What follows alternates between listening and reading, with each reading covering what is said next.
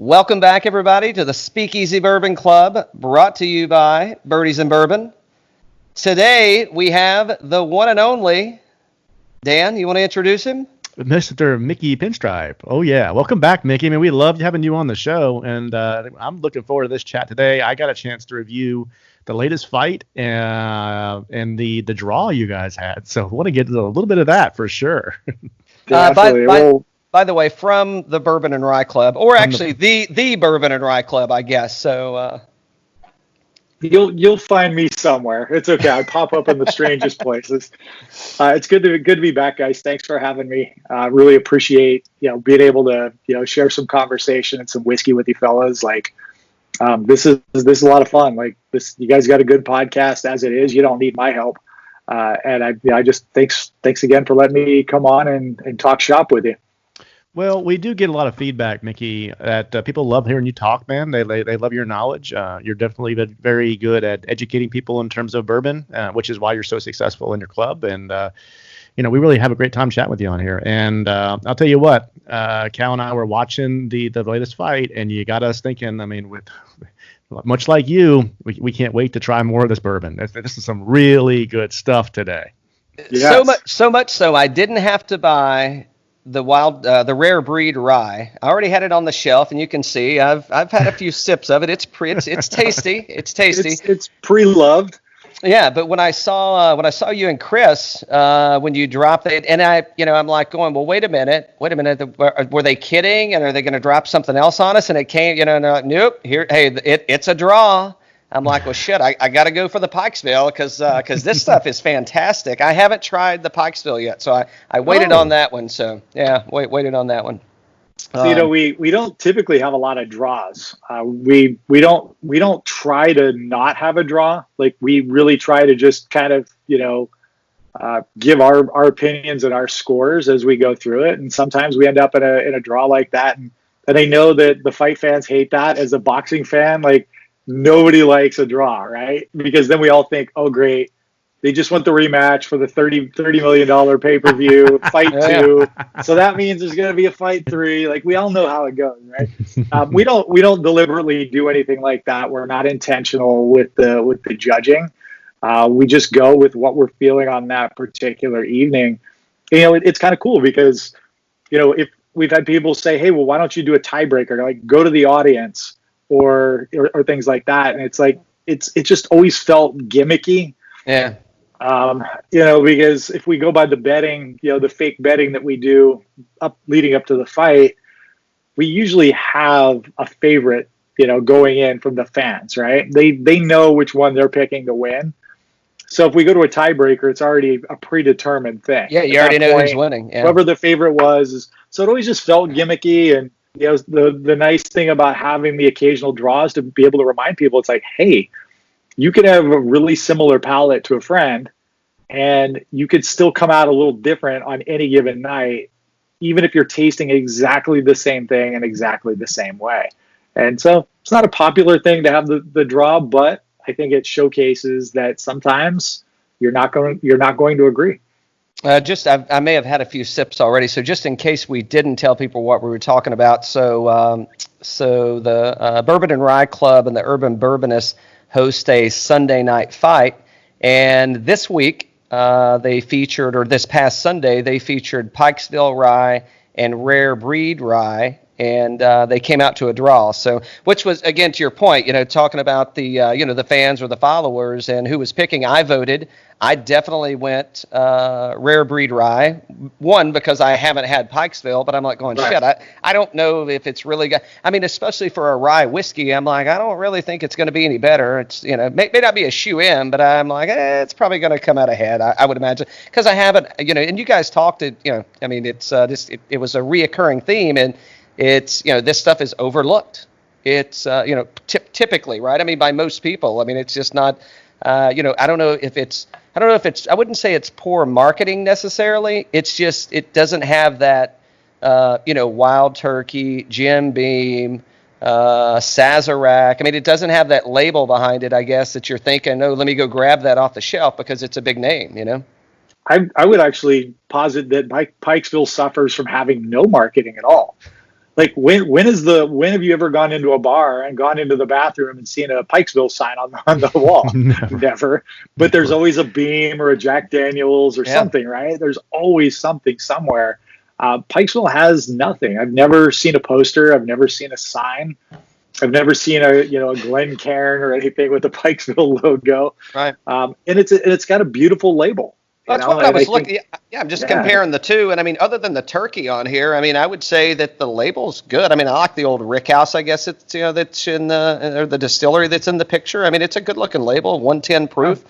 I mean, I don't know why it would be off putting, but yeah, I still to this day don't understand. I know Pikesville's only been around about maybe 5-6 years, but it's an old storied brand that was kind of resurrected from the dead. And Heaven Hill decided they were going to put it out, but it really doesn't have a lot of juice in the whiskey world where people are just like super gung ho about it. It's just not something that gets a lot of attention. It's a bummer because it's real good. Well, Heaven Hill-esque, right? I mean, that's kind of their. It's like this, make good juice and let it sit there until somebody figures it out. And the price points on these, Cal, is Pikesville's coming in like $10 cheaper than the other one, right? So I bought it at the liquor store down the street, and just so I bought like a Weller Full Proof the other day for a not marked up price at all. So that just to show these guys, they're good guys, and I think I paid like $60 give or take for it. So and the rare breed's about the same. I would say they're within $4 or $5 of each other on their shelf. So. Yeah, it's going to depend on where you live too. Like some places, like you can find it for $39, which is stupid, right? I mean, you're stealing it for $39, but then you're going to find it priced up to $60 depending on where you're at. Yeah.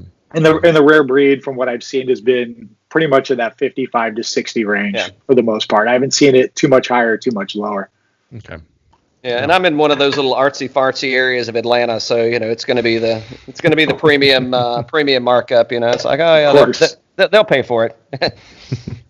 So we since we've been doing Sunday Night Fights, we've always wanted to put Pikesville in a fight back from the very earliest days, because Chris and I are big fans of that rye whiskey, but we could never quite put it in a weight class with something else that made sense.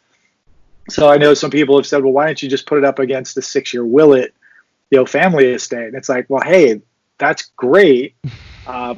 If you could find a 6-year Willet family estate, right? Look, I actually have some Willet 6 years because I'm a Willet fanatic, but most people can't just go get those. And even I couldn't. I've had to work really hard to locate those. And even when you find them, you're never paying $50 or $60 for it. It's always going to be north of 150, right? Yeah, so I've got some as well, and to the point, just in the spirit of Sunday Night Fights, it's about, hey, you should be able to walk in and find it. It should be reasonable. You can do your own taste test at home, with your pals, and there you go, right? It's if you're not playing along, you can play along later, kind of thing. So right, and that's exactly what we've always wanted for this. So we've never found anything that came close to Pikesville in proof and age that would play nice. There was always craft whiskeys that were 2-3 years old that came in around 110, but that was no contest because Pikesville was always going to be better. So when Rare Breed Rye was announced, Chris and I were conspiring. We're like, oh man, I hope it comes out at some point soon so we can get that into a fight. And then it came down to we decided we wanted to do it, but then we were worried well, God, it's still not available in every state yet.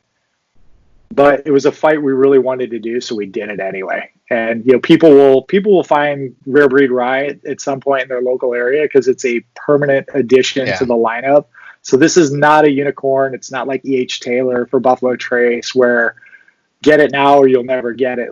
This is going to be on shelves permanently. Yeah, so it just seemed like the right time to do it. And honestly, we've been dying to do it for so long, we just had to. Mm-hmm. Yeah, well, you picked it spot on, right? You head to head, and it's so close.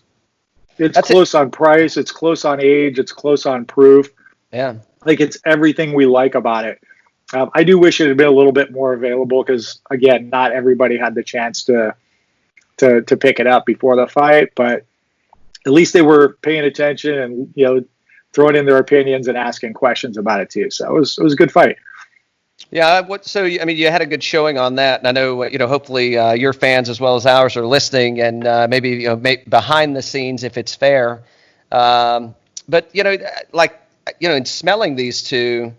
I think I made a comment to you at some point in time, maybe probably multiple comments, but I made a decent comment at least. And I'm not saying like fair, I just mean not vulgar.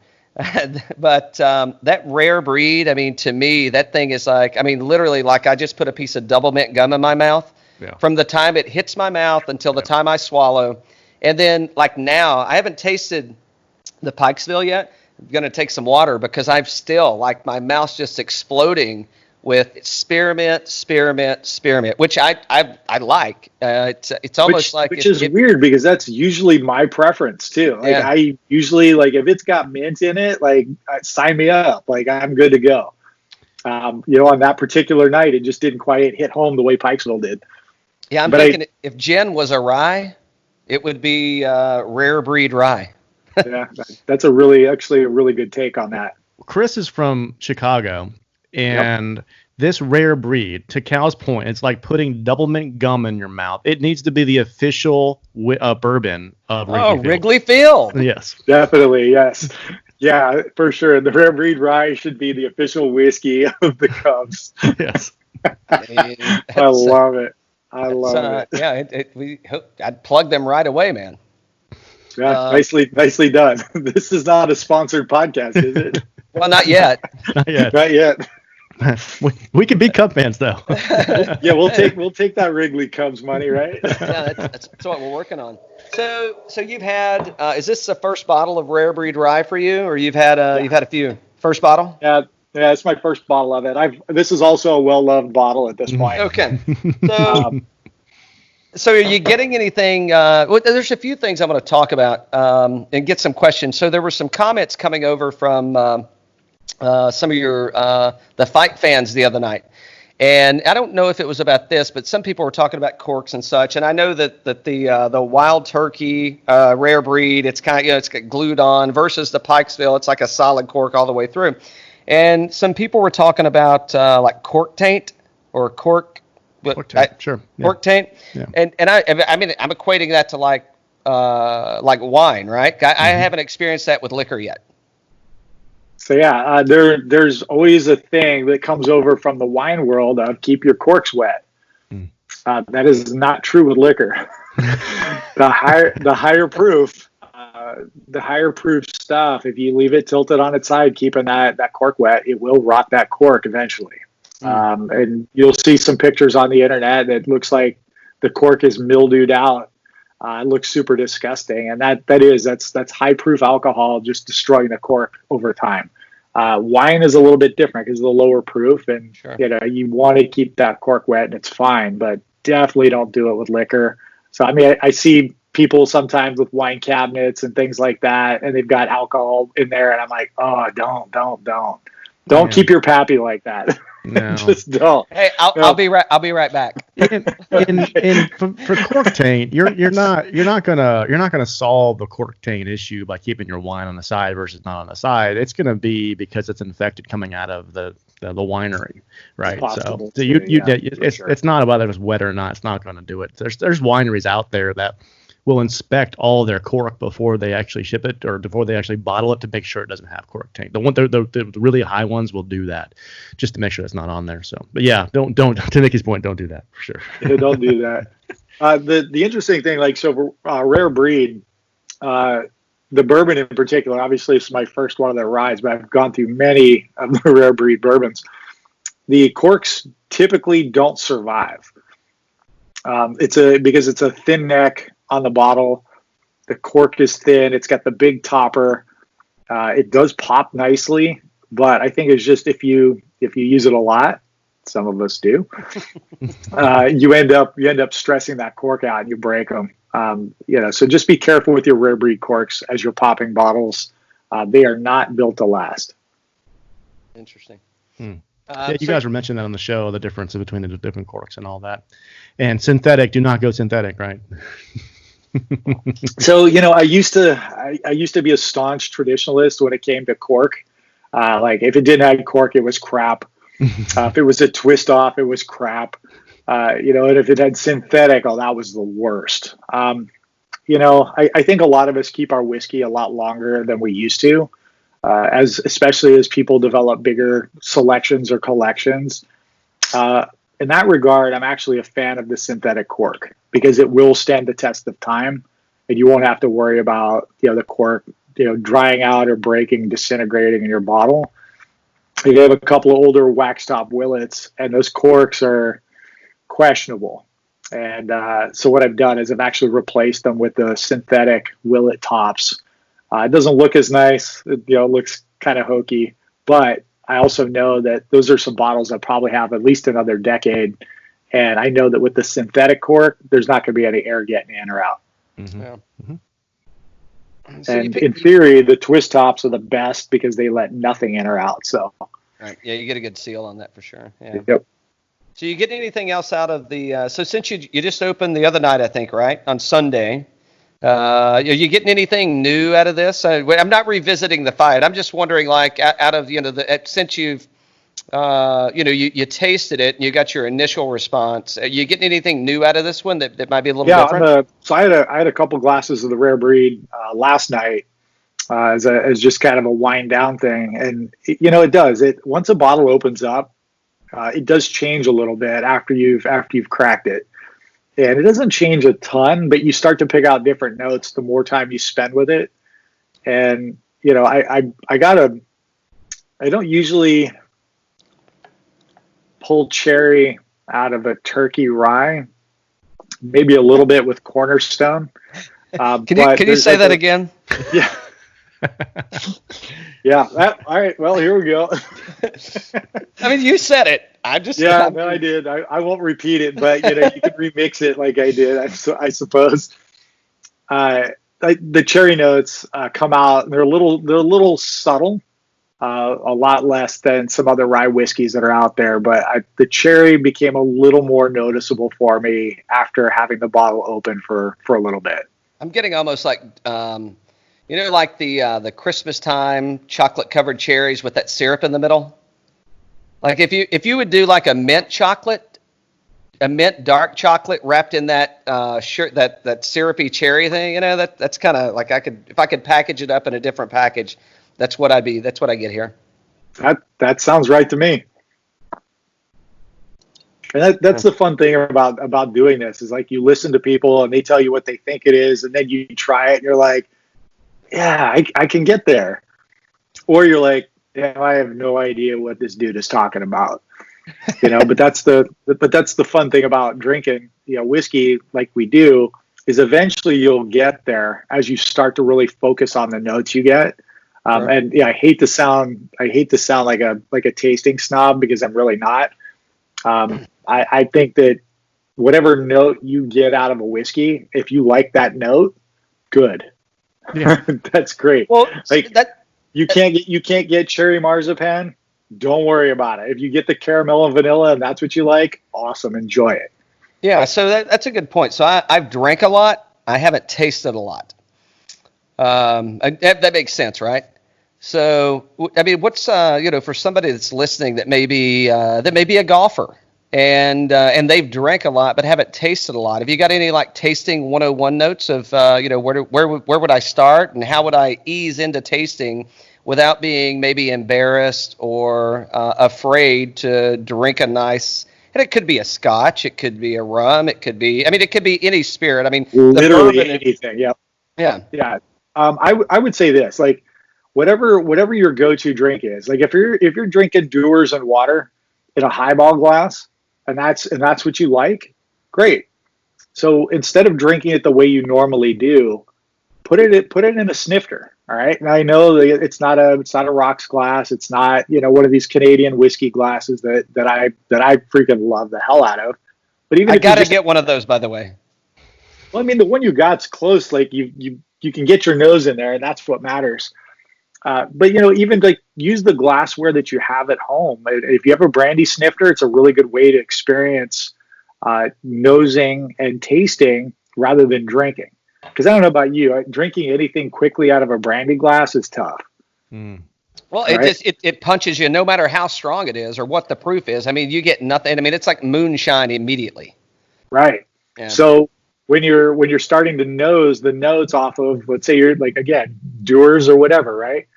Hold the glass farther away until you can't get that alcohol, right? So you get no alcohol at all. When you're getting no burn, be as far away as you can to keep the burn away.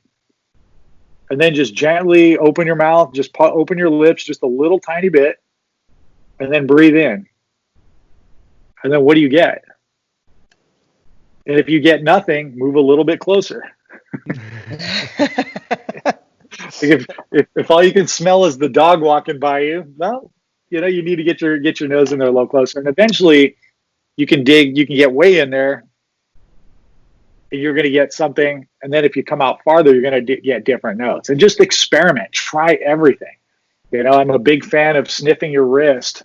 If you wear a watch or anything, it's a good thing to do is sniff your wrist. It neutralizes your nose, and then go back to it. Yeah. And Cal, spit your gum out. Hey, I'm chewing on this liquor, man. It ain't gum. There's a famous jelly bean test that they do in a lot of whiskey tastings where they're teaching people how to like learn your nose. Hold your nose, put a jelly bean in your mouth, and chew on it. And all you're going to get is sugar. You're going to taste the sugar. Let go of your nose. You're going to instantly get all of those notes that were hidden from you because you were holding your nose. Sure. So if you had a lime jelly belly, all of a sudden you're going to get all the citrusy lime. And it's a really cool test to do. Hey, Mickey, off topic question. Cal, allow me one, please. Can I get one? All right. Maybe. If it's a good one. So, Mickey, how do you take your coffee in the morning? Or do you drink coffee? I do. I drink cold brew or espresso, black. Okay. Maybe a splash of coconut milk, maybe, but no sugar at all. Okay. I'm just curious. Yep. Because obviously, Cal, we talked about it offline, but he and I are coffee snobs. Sounds like you kind of are too, in a way. So when you start tasting these things and you start developing that kind of palate for notes and just the fun that's around that, you kind of do it in different experiences in life in terms of like coffee, wine, food, that kind of thing, right? So I was just curious how you drank your coffee, because I'm a pour over guy. I do macchiatos, small macchiatos, that kind of thing. So Would you like a small, medium, or large macchiato, sir? I gotta go. Actually, just cancel the order. But yeah, so we've quickly gone into the birdies and grounds session of this one. So yes. But like that's a really, like, the coffee thing is a really cool tie-in, because the people that are super into coffee, they look for notes, right? Like, what do you look for in espresso? I look for citrus notes. I like the bitter dark chocolate notes, but with a lot of citrus. Mm-hmm. Typically, I like dark chocolate notes in my whiskey. Interestingly, I don't really like the citrus as much in my whiskey as I do my espresso. But you can build your palate through food also and go, well, okay, cool. I know certain flavors I really like. I'm probably not going to like that marzipan dessert, right? Because I don't really care about honey almond. It's not really my thing. But if I know that I really like, like dark cherries, I like vanilla, I like butterscotch, caramel, like all of a sudden I have a whole range of desserts I could get into. Mm-hmm. And, I think it all ties well together really nicely. Exactly. Do you ever drink whiskey or bourbon when you're eating a steak, Mickey? Oh yeah. Great cleanser. Yeah, right. Like in pairing whiskey. Peggy Knows Stevens has written a pretty good book about it. Which fork do I use with my bourbon? I could completely be screwing up the title of that book, but she talks about food pairings quite a bit. Like, that's totally her thing. And for me, like, if I'm having like a sweeter, spicier kind of food, I'm going to go with a rye whiskey. Like a spicy chicken sandwich, I'm going to go with rye because it's going to cut down on the sweetness a little bit. But if I'm going for like a really good steak that's super savory, I'm going to want like a really high proof, older bourbon. Not necessarily a cocktail, but I will tell you, Booker's goes really nice with a ribeye or a T-bone. Like, you cannot go wrong with Booker's. Mm. Well, I sent Dan a sample of Little Book, so he's I do dying have to that. get into that. So I think I might do it next year because I don't have the other bourbon you guys got. So, I'm Adam Perry Lang says the same thing. Mickey, he says one of the best things to drink while everybody historically, right? People will say when you're eating a steak, a red wine like a Cabernet, something like that, right? Adam Perry Lang says you can do that, but also a bourbon or a whiskey goes fantastic with a steak because it'll correct your palate between the taste and let you kind of just continue to have that same feeling over and over again or whatnot. So it's pretty interesting what you said about that for sure. It's a great thing to do if you're in Vegas or at a nice fancy restaurant. Yeah, look, they're going to jack you up for tourist pricing on the glass of whiskey. Just do it. You're there, right? Like, just get that good high proof bourbon with your steak, and it'll change the way you look at what you pair your food with. Mm-hmm. Agreed. So I can see, absolutely. I'm switching, Dan. That was a horrible topic. I don't know why you brought it up. I'm getting back on track here. Good Lord, why would you do something like that, Dan? We're going to go into. I'm surprised he hasn't hung up yet. Oh, hey, I like talking food and coffee too. No. The last time he just can't figure out where the end button is. That's all. The last time we spoke with Mickey, he said he likes to deep dive on topics. I know. I'll go off on tangents all day. Like, he wants the tangents. Well, hold on. Yep. Let me go back to something. Before we lose their listeners that may be listening of Sunday Night on Fights. Omaha Steaks right now ordering steaks. They're ordering steaks. Oh, my God, Pikesville. Pikesville steaks. So Pikes, exactly. So I've already I've been sampling quite a bit. If you can't hear, you will shortly. I can see why this was a draw, but I think that they are like I would say if you like Pikesville, I wouldn't necessarily steer you to the rare breed rye. And vice versa, because I mean, I've got like night and day, and I didn't get to catch the end. I may have imbibed. I just got back from a big golf trip, so I may have dipped out a little early, and I didn't find out who won. But I had a rough few days. So and it was all guys that everybody's got like 2 or 3 kids except for me, and it was let's just say it was a good time. So anyway, I digressed. So. Like 2 completely different, I mean, everything, nose, taste, finish, everything. I mean, I would say night and day. I mean, if you're really digging into it, like I could search and find some similarities between the 2, but I really have to search, and the prominent tastes that I get or notes that I get are not there between the 2. That's the whole point.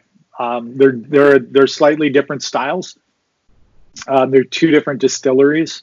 Yeah. And, it really does come down to palate preference. And some nights your palate is off, or your palate is actually more interested in a sweeter glass than it is like a more astringent. I know that word kind of invokes like witch hazel, which is not really what it means. It's just more barrel tannins, like the rare breed has.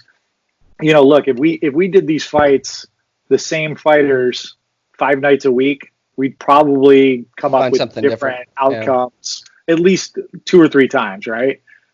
Because it's going to come down to just where you're at on that particular day. I know a lot of people are starting to talk about the science of what you've had to eat that day can actually impact, what flavors you've got, how recently you brushed your teeth, what did you have to drink before you started, the fights. There's all those things that play into it, but you're right. Those 2 ryes are very different. And that's also kind of the point. Like, you've got a right-hander and then you've got a southpaw, and, which is your fighter, and on any given night, the southpaw could win, and some nights the righty's going to take it. But you're definitely right, though. They're very, very different rye whiskeys. Yeah. So I had rare breed. So I was drinking rare breed along with you guys. I didn't have Pikesville. And I think Chris was mentioning a lot of the citrus stuff, but he couldn't place it. And, I get, I'm thinking this is like I get I don't know if you've ever had a grilled grapefruit. But I'm getting a lot of like grilled grapefruit, and especially if you put just raw sugar on top of it and caramelize it into just crusted. I mean, I'm getting a ton of that in this thing. Like that's what if I were going to serve me one thing that tastes like that whiskey, that's what I'd give you. I'd caramelize a grapefruit with sugar, and I'd say, here you go. That's really good. Maybe I should start a podcast and I should have you on to do tasting notes. Well, no. We've already started one, and I'm looking for a co-host. Oh man, like that's a really good take, and I'm gonna make sure that Chris hears that, because as you're saying it, because I'm drinking Pikesville right now. Yeah, grapefruit comes immediately to mind, and some people will say it's the power of suggestion. I think it's more of the power of kind of reminding someone of what's something tastes like, because everybody's had a grapefruit. But how long has it been since you've had a caramelized grapefruit, a caramelized sugar grapefruit? Right, and so I can put together what caramelized sugar tastes like, and I could put together a grapefruit and kind of tie those together. And so right now, you're right. Like that note is right there. Well, because that surprises me, but in most ryes, I do get a lot of mint, spearmint, minty, peppermint, whatever it is. It's mint or eucalyptus or menthol in some fashion. And this, to me, I get more of a if you eat the whatever the inner part of, not the little hulls of the grapefruit, but if you eat the little things that keep the hulls inside of it, that's actually the bitter part. And it's almost like that's giving me the minty taste versus again, this one is like straight up Wrigley Field, man. Hey, Wrigley Field, if you're listening, actually Wild Turkey's listening, and they just said, thank you, we'll take our brand and we'll go get our own sponsorship. We'll send McConaughey over there, and we'll get that going. I would love, just let me go with him. Just let me go with him. All right. Good stuff. Your blood dropped out again, but I got a fresh one here. Oh yeah, you're good, man. No worries. So yeah, like getting brand ambassadors do a really good job. They probably don't need our help. Yeah, that's true. Well, that's what they think. But yeah, equally good. I can see how you pulled a draw on this one for sure. I would argue with you that it would be to me, it would be, and you were doing it in a different setting. To me, it would just be kind of what you were just going through. What am I having to eat? What am I doing? Where am I going? And what fits the palate tonight. So you're going to sell Pikesville to Derek Jeter down at the Marlins down there, right? There you go. Anything's possible. Hey, there you go. I think more former ball players need some alcohol brands. That's true. Maybe they could partner with Heaven Hill for a little marketing. There you go. There you go. Hey, well, let's get into this one. So, Mickey, you got some things to bring up, and it's I think we've got a big week coming up, or a big day coming up. Is it tomorrow or Wednesday? So Wednesday we're going to be making an announcement on a pretty big giveaway that we're going to be doing. This coming Sunday is going to be the 1 year anniversary of us doing Sunday Night Fights. Congrats. Cheers. Yeah, Cheers. I mean, we started it as kind of just a little thing that we did, and we never knew it was going to stick around as long as it did. And we didn't really know that we were going to be interested in continuing to do a thing, or people would even want to watch it. And we're glad that they do, because we love doing it. We have not lost our love of sitting down and putting two whiskeys up against one another. So what we're going to be doing is we're going to be fighting. We're going to have kind of a crazy one. It's going to be Early Times Bottled in Bond versus Old Tub Bottled in Bond. So this is two Bottled in Bond whiskeys that are affordable, findable, and really, really good. And we're a little worried because Old Tub's not everywhere yet, but it's starting to hit in pretty big quantities. You can't get it yet? No, actually, I was going to ask you about that because you've been talking about it, and but you go ahead. Yeah, you're on a roll, man. So we're gonna be fighting those two, because there's a lot of interest behind that being released because of the price. It's anywhere from $18 to $25. It's a bottled in bond, which means 4 years, right, minimum. and it's non-chill filtered. And anybody that's ever had Distiller's Cut Jim Beam knows what, non-chill filtered Jim Beam can taste like. So this is a really affordable, super wide release, although they're calling it a limited release because it's not going to be around permanently, is what they're saying, but they haven't said when it will go away either. But it's a huge, huge release. Massive amounts of cases are coming in. There's a Total Wine nearby me that is restocked 5 times now. Really? And they've never been out, but I've watched, because you can go into their website and add bottles to your cart. And if you put in 100 as your how many you want, it'll automatically adjust. It'll automatically adjust to what they have. So the lowest I've seen them is about a dozen, and then checking it the next day, they're back up to a couple hundred bottles. So, wow. The shipments are coming in. So it should be a really good fight. Everybody knows Early Times Bottled and Bond is a stellar whiskey. Fantastic. For a remake, I think we talked about this the last time we were on. But yeah, I mean, for I shouldn't say a remake, for a rebrand. I can't imagine anybody sitting back looking, going, I need to do exactly what they just did. I mean, they nailed it all the way around, man. Reasonable price, great label, great juice. I mean, can you say anything negative about it? The fact that Buffalo Trace bought it, and like that I can, but the whiskey itself, no. I mean, it's got the label, it's got flavor, it smells good, it finishes great. It was a winner on one of our Sunday night fights before. So it's, but if Buffalo Trace doesn't buy it, you don't have it. Well, with Buffalo Trace, I mean, they're probably going to rebrand it again and charge more, and then it'll be allocated. Like, that's pretty much what's going to happen. That's why I'm buying all the cases. Right. Try to get it if you can now, because it will definitely not taste the way it does. Yeah. Because different mash bills. Yeah. So that's going to be our fight. Your listeners are hearing it first. We haven't even announced this to our fight fans yet. So and nobody else does right now. Heard it here. We're also going to be doing a pretty substantially big giveaway that we're going to be announcing tomorrow as well.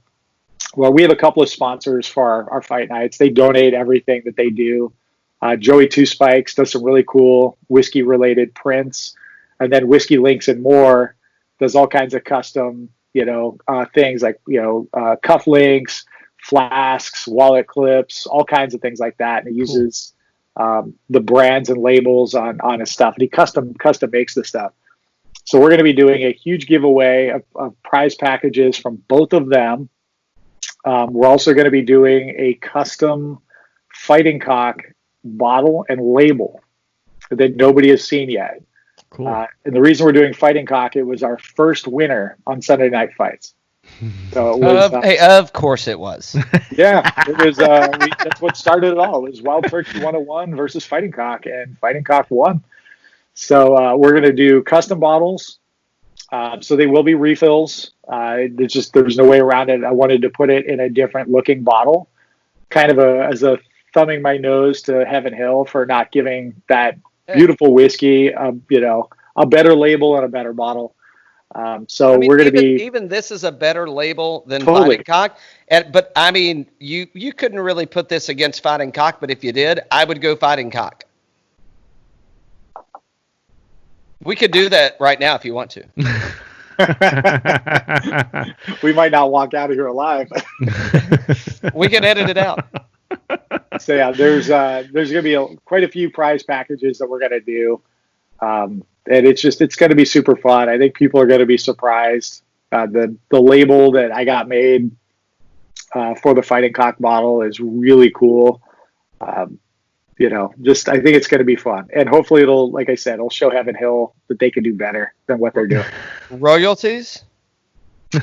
Yeah, so it's my bottle that I'm paying for. So it's not like they're giving me anything to give away. If they're not going to want to use the label, because I'm sure they've got people far more talented than myself to make something. But I thought it was a cool tribute to the people that have worked so hard on Sunday Night Fights, including like Bourbon in Indiana, Picks and Pours, Bourbon at Heart. Like we've got a lot of friends and supporters that help us, and so we put their logos in the label too. So it's kind of cool. a nice way to kind of give back and celebrate. And they don't know this yet, but I'm also going to be giving each one of the supporters of Sunday Night Fights one of their own custom bottles too. Very cool. Oh, Very sweet, cool. man. Yeah, nice. They don't know that yet. Yeah, exactly. No. Yeah, this is being released on September yeah, we'll carve that out. No, so Mickey, all this is going to be fine. Exactly. All this is going to be you're going to announce this. Chris and yourself are going to announce it on the gram tomorrow on Wednesday under the Bourbon and Rye Club and the Urban Bourbonist.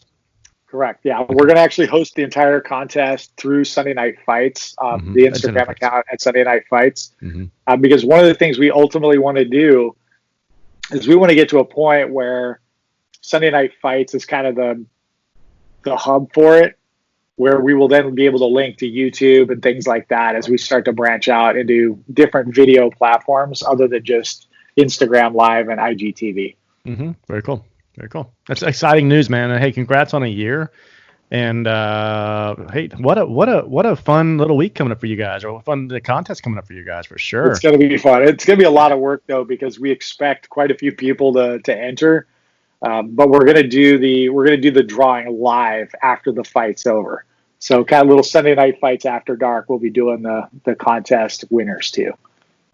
I don't have a golf trip this week, so I may make it through the whole fight. So you never know. Exactly. But so I mean that's I just blended these two, by the way, just to see what. It's actually a good blend. Yeah, well, that's what I'm thinking, because like this one's so like the way I expect a rye to be, and this is not the way I expect a rye to be. I mean, I would imagine I'm going to fill a decanter up when we get off when we're recording this. So it's going to have its own custom. Yeah, I think I'm going to go like 60 or 70% Pikesville, and I'm going to go 30 or 40% rare breed. I think that'll mellow this out. Not that it needs to be, but I think this higher proof, it's going to keep it higher proof, and it's going to put the mint and kind of push into this one. So I think it's going to be pretty tasty. Yep, I think that's going to be a blend that you're going to enjoy doing. Hey, Mickey, so one of the things that you mentioned there, coming up on a year now, and Cal and I talk about this quite a bit too. If you're not looking backward and looking at like some of your earlier videos, you mentioned the Kickin' Chicken was the first one for the victory. Yep.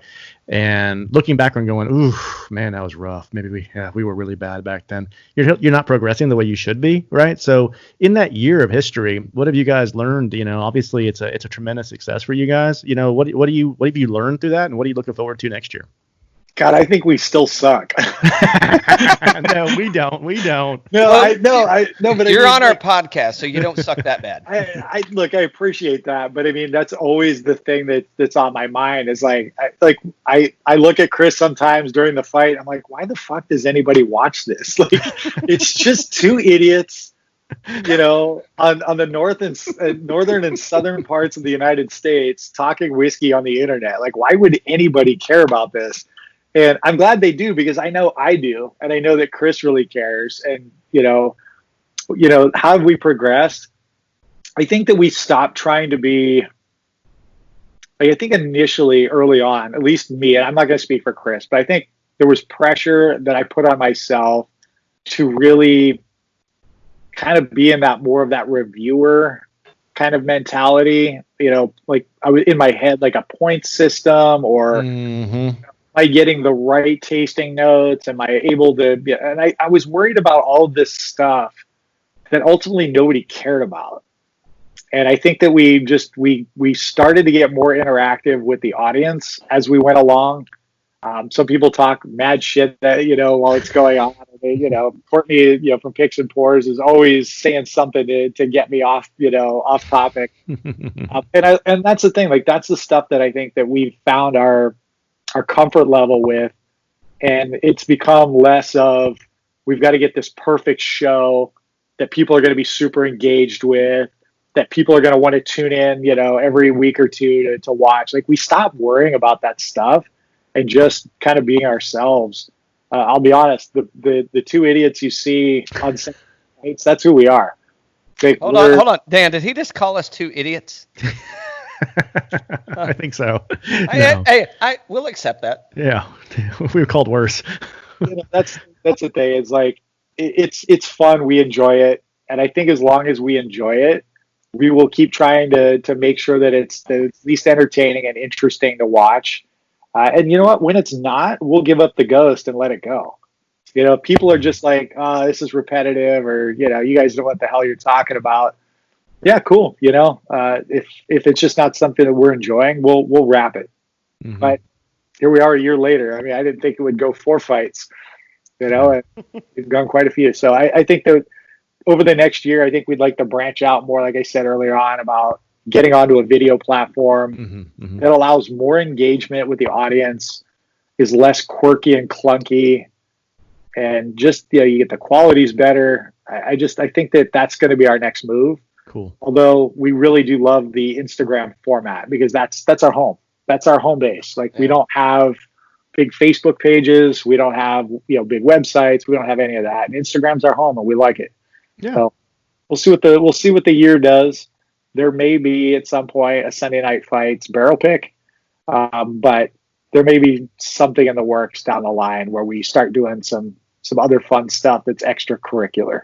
That's really cool. We'd love to see a barrel pick from you guys for sure. Couldn't wait to see. I know Chris, he couldn't join us this month because he had some other things going on, but he recently had some interesting stuff going on in Chicago of his own there, didn't he? Yeah, I'd rather taste it than see it. There it is. So yeah, this is Chris's barrel pick of Union Horse, which is out of Kansas. And don't turn your nose up, folks. I know it's Kansas. But it's really great whiskey, and it's their own whiskey. They're not sourcing. And I will say this, like, I've picked a few barrels in my time.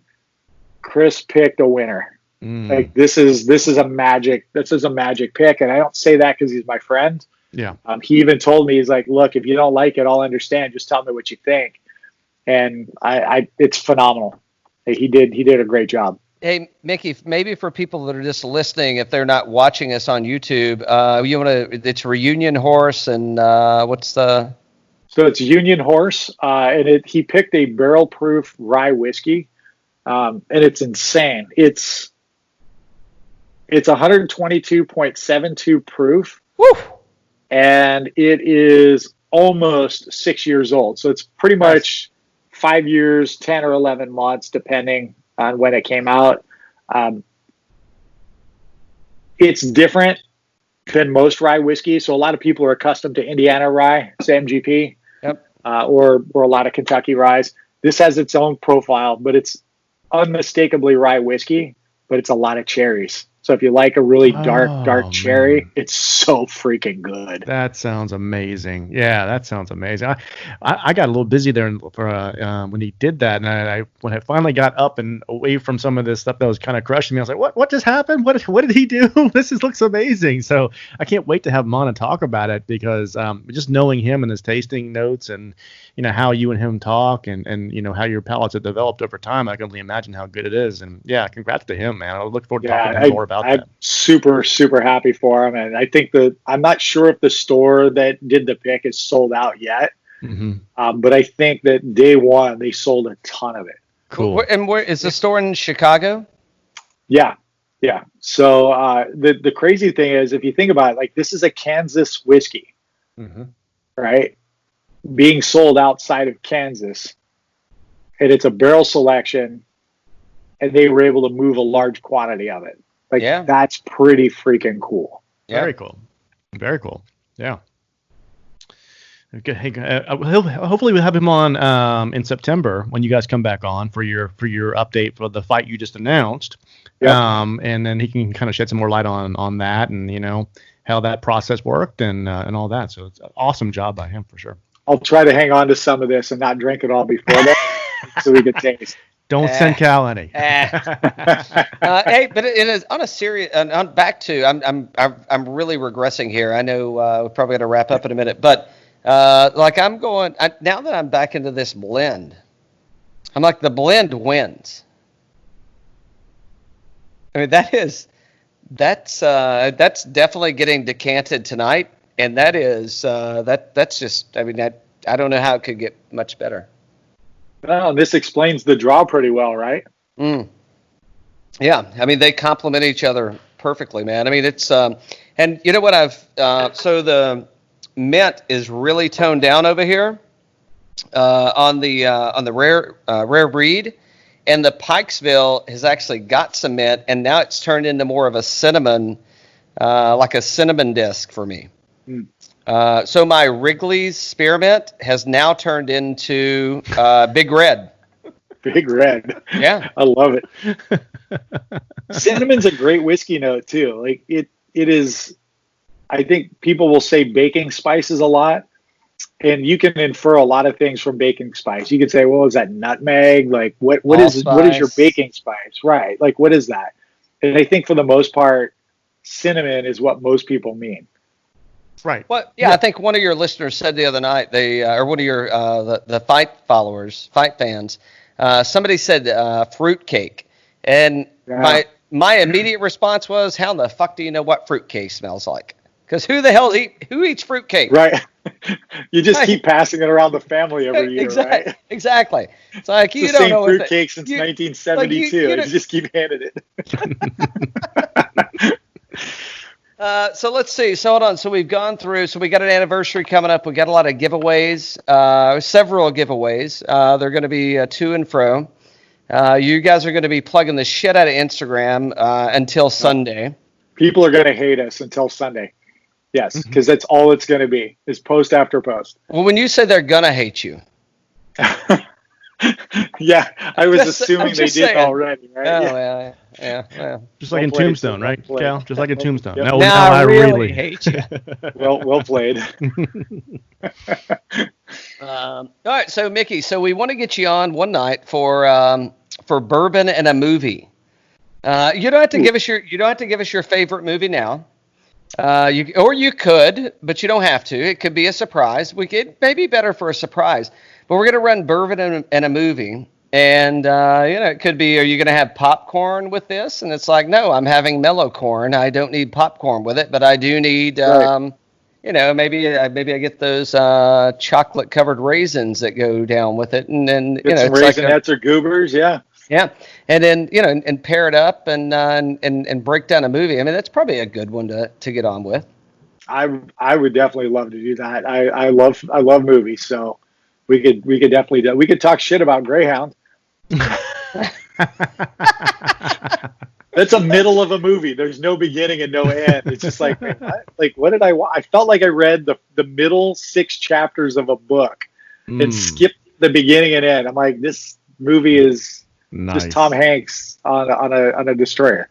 I'm with you there on that. Yeah. Yes, absolutely with you on that one, Mike. No, I mean, basically, it's like what's the Walter movie? Wilson. What's the Wilson movie? Yeah, Castaway. Castaway. It's Castaway, except he's on a ship. It's like this time he's not stranded on an island. Without the plane crash and without the rescue. Yeah, like it's just him on the island. And that's it. Like that's the entire movie.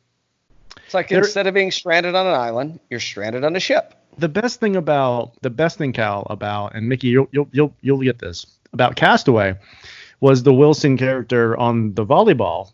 But in golf, Wilson, the golf ball, has made a Wilson golf ball with the hand on it. No. So good. Oh yeah. So good. Hey, this is not scripted. This just happened. This is not scripted. This is called this is brainstorming at this point. No, it's out there. It's out there. We'll send you one. That's a real thing. Yeah, we'll send you one. Yeah. Oh God, I love it. Yeah. Well, to Wilson. I'm actually blending again. I can't lie. I forgot Mickey was a big movie guy. In the first episode with you, Mickey, you mentioned the movie. I forget which one it was, but I'll have to go back and look. But yeah, you mentioned the movie in the first episode. So we were thinking about a couple different ones, but we'll reach out to you offline. No. Let's not get into that. But Mickey, you didn't blend at all, right? You're a purist. We actually did blend. Sometimes we blend at the end of the fight. If we have leftovers, we'll do it. We did blend Sunday night. Oh, I like the blend. I was passed out, so I can't lie. Yeah, I did a 50-50. It was great. Yeah, I think that's fantastic. So, but are you more of a purist, just straight up all the time, or do you like a blend? I'm morally flexible when it comes to whiskey. I will try things just to try them. I've made Manhattans out of Kentucky Owl Batch 1, which is kind of blasphemous because it's such a complicated, delicious rye whiskey. And Sir, is it your liquor? Yeah, you can do whatever the hell you want to with it. True story. So yes, I'm not. I prefer my whiskey neat generally. If I had a hard rule, it would be neat over anything else. But I will make a cocktail out of a really expensive bottle of whiskey. I'll do it. I mean, if it's a really good one. Oh yeah, I mean, I'll try it. I'm totally down. I try different glassware. I still always come back to this, but I love that one. I tried anyway because I want to know. Well, you guys were. Hey, drop the name. Could you tell me the name? I know I've asked you like a dozen times and I keep forgetting, but will you tell me what the name of that glass is? Like who makes it? So it's a Canadian whiskey glass, Denver and Dealey. I sure hope I'm pronouncing the last part of that correctly. They're pretty active on Instagram. Like they're an Australian company, but they have distribution in North America. So it's not like if you order a glass from them, you're paying the exorbitant shipping from Australia tax. The glasses are heavy, they're hand blown, great quality. They're beautiful glasses. And honestly, like I struggle to drink whiskey out of anything but that. I try, but it's just not. Hey, like these are dead to me. I'm holding up a Glencairn glass, and I know people still love them and traditionalist or the Glencairn is the only way to go. But I think you miss so much by doing that. I mean, I think you trap yourself into. I think you trap a lot of notes in there that can't get exposed, and I think there's a miss. And look, the whiskey tasters, like they do the competitions, will swear that you can only use Glencairn. And there's a reason why, because it does channel, the nose to you. And then when you drink it, it's a very direct pour on your palate. And I understand that they look for consistency and that's what they really enjoy. I'm not that guy. Like I want to be able to drink something comfortably, still get great notes out of it and, be able to enjoy the glass that I have. Glencairns have never done it for me because I got a big ass nose. You said it's from Australia, right? You said from Australia, right, Mickey? Yeah. Hey, get the note. Mark the time. I'll pull it down. Tangent. We're gonna go on tangent here, Mickey. Those Australians, man, they are really good at a lot of things regarding alcohol and surfing. Surfing. No, not that tangent, Cal. Not that tangent. We are not going down that tangent. It's a golf thing, Mickey. Mickey.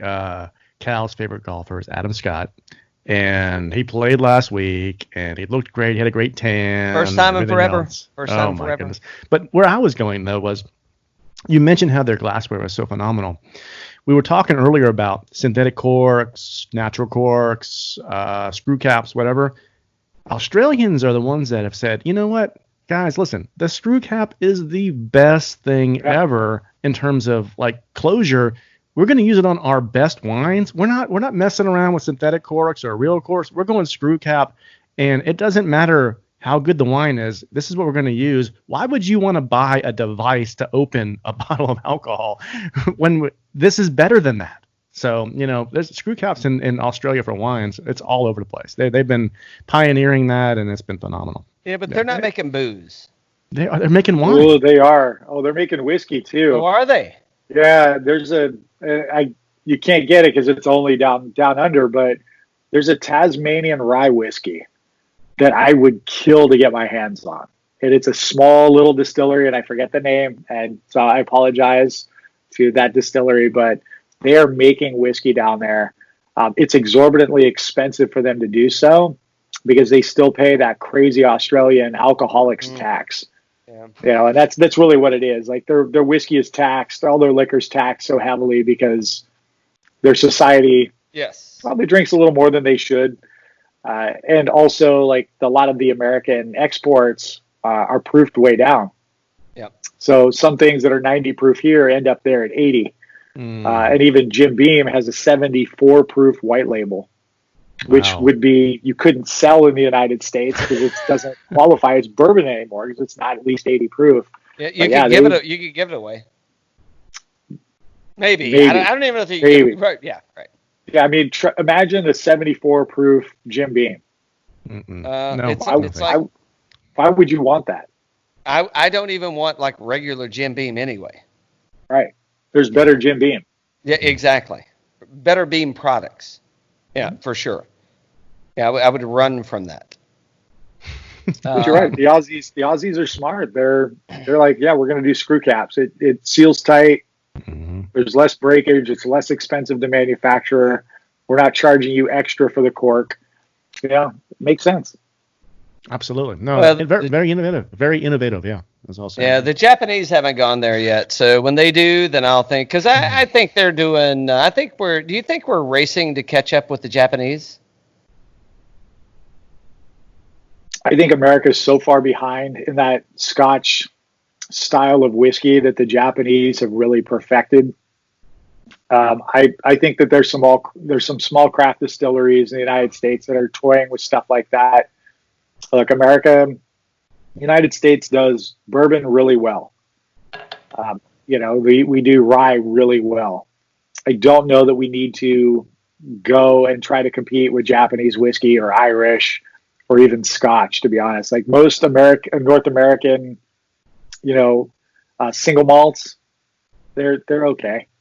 You're not gonna go and get a St. George, from California and get a single malt and go, wow, this is gonna replace my Macallan. You're not going to do that. You may have some St. George, but it's not going to replace anything. Yeah. And I think that the Japanese can't do bourbon. They can't do rye. The Scotland can't either. The French have been trying to do all kinds of strange whiskeys, and none of them come close to what we do, and that's okay. We can't do, some of the insane scotches that are coming out of, the northern part of the UK. Like, there's no way we can compete. They're just very different styles, and it should be okay that each country has their own regional awesome. Exactly. That's what it's all about, right, Mickey? It's all about the differences in the different cultures and what they're able to be best at. And I think that I don't think they should be able to do a great bourbon, et cetera, right? So yeah. So like funny too, like in San Diego, because it's a big naval base. Everybody down there, all they want is Japanese whiskey. Because they've been there. They've been sitting over there drinking Japanese whiskey, and they're like, shit, man. I mean, this is good shit. And good juice, and it's not expensive. Yeah. And it's better than the bottom shelf. And I don't want to say the JD name on here, but or the JB name, but it's better than the bottom shelf. The bottom shelf over there is like at least middle shelf over here. Correct. I would have to agree with you there. Like the Japanese don't drink crap. Yeah, it's like, why would you? Yeah, they're not going to do it. No, it's called sake. Yeah, and you can drink a lot of that. Yeah. Yeah, I mean, it's an interesting thing that's progressing, and we'll see how we make it through it. But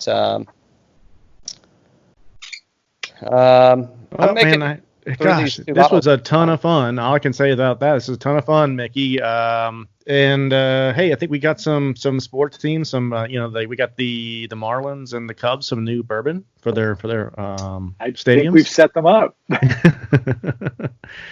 And Cal, any other closing comments there, bud? All I would say is make sure to follow Sunday Night Fights. I don't want to steal Mickey's thunder because he may want to close, but it's a big year for them, and I really do appreciate Mickey Pinstripes for coming on, even though it could be Mikey on the other show. Give him a follow, give him a listen, and it's a great time on Sunday night. So other than that, I see why you picked it a draw, and I'd say blend them, and nobody has to fight about it. Beautiful. That's pretty good. That's pretty good. Hey, thanks, Mickey, for being on, buddy. We really appreciate it. Don't hang up yet. We want to talk to you afterwards, but thanks for being on, and I thought we had a great time. Cal, anything else? Mickey, you want to plug yourself again? No, I really don't. Just thank you guys for having me on. Really appreciate being on the show. Like I said, I love talking with you guys about pretty much wherever our tangents run off to. Just always a good time, and big fan of your show. So keep up the great work. Thanks, buddy. The virtual bar is working. Cheers. Cheers. Cheers, everybody.